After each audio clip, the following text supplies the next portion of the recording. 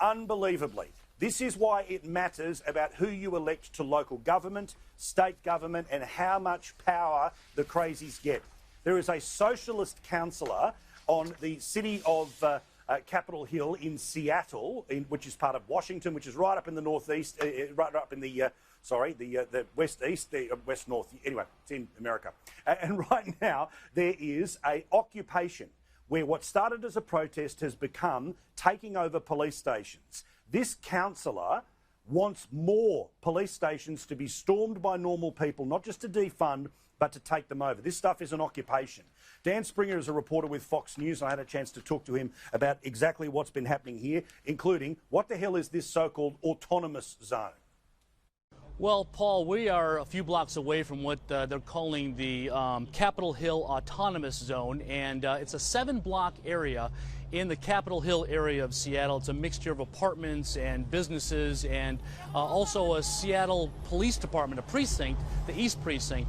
And 3 days ago, the Seattle Police Department vacated that precinct, and what's left in its wake is a large protest. And there are several hundred people there right now, and they've basically taken over the streets, and they have blockaded the 6 different entrances to get into that area. And so you got speakers and all that stuff, and there's food that's being handed out to people, a lot of tents as well. There's also some armed guards out there, and there's been some reports that they have been taking some money, asking for money from people before they let them in, also getting their ID. And there's been reports of frisking people as they go in. So the Seattle police, and there are no city officials anywhere near there, so they have completely ceded this area to the protesters. Matt, this is a frightening example about when the kooks get in, and the kooks then are in a position to help advise the council, who of course employ the police, about what force you do or don't use. They're storming and stealing buildings. Well, Paul, it's extremely concerning because this certainly has parallels with effectively a revolutionary type element of a commune or barricades that have occurred in many cities over our own history, not in recent times. And they're always the outpouring of a fifth column in a society, a group of people who don't support the broader civilization. We've seen this movement emerge through identity politics over the last decade or so, and it's been a little amusing at times, but it's still only a minority of people. But it's something we must push back on because it is trying to undermine the very central tenets of our society, that we're all individuals and should be judged as such.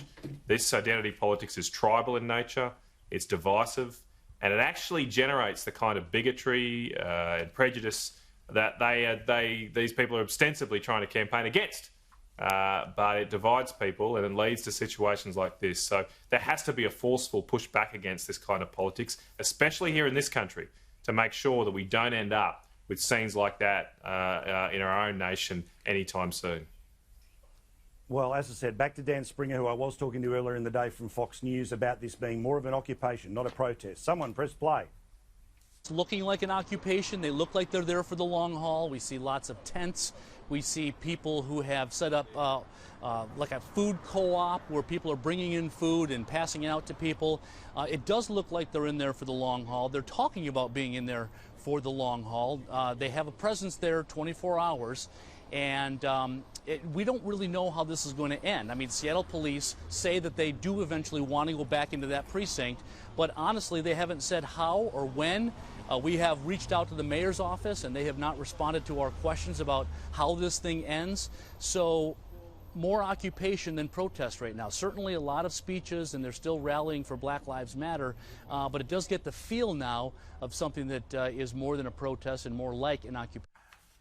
Yeah, Bronwyn, this is frightening. It is honestly frightening that right now in American city there's not a protest, there's an occupation of not one building, but 6 city blocks. The main one they've overtaken is the police station, and they're setting up shop. There are reports of people with guns patrolling this area. They think that they've just stolen a city to keep it for themselves.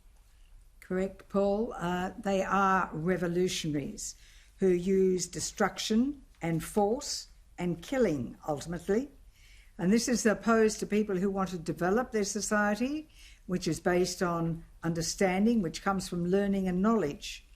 But the problem is this: revolutions are the same throughout the eons, whether it's the French Revolution or the Russian Revolution or the Cambodian Revolution. They all start out wanting to destroy the existing society and thereby think that their utopian dream can be raised from it. And it's very real, and we can't kid ourselves that these people aren't dangerous within us. And we have to combat it. And we have to combat it at every level. We have to support our civilization. We have to support and stand up for our values. We have to be strong about saying that the people who have done things through the Enlightenment, who've given us a way of thinking and a way of learning, is the right way to go, and not be browbeaten by the subversives who want to say that they deny their own country and they deny their own origins, they deny what we believe in is good and proper and gives people and individuals freedom. These are collectives. They want the power. They want to see you the equivalent, or us the equivalent of slaves, with a cave, a bit of meat and something to wear. This is not the sort of society we want, and if we're not prepared to fight for it, we'll lose it.